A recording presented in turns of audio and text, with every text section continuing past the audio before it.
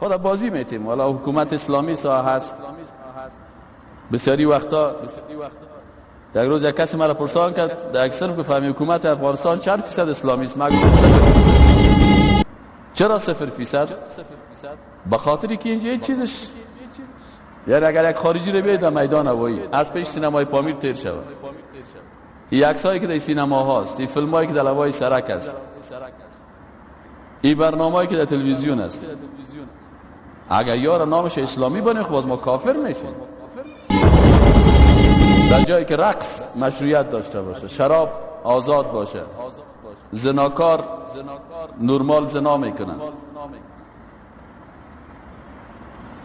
در لبای سرک از فروشگاه گرفته تا پیش پل خشتی 10,000 CD هاست که تصویرهای برهنه داره.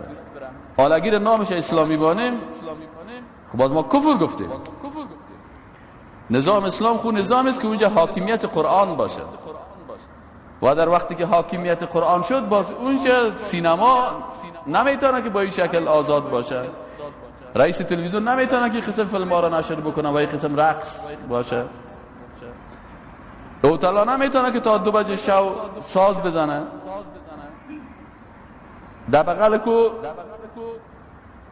باز کس نمیتونه که تا 2 بجه شو برقصه و برقصانه.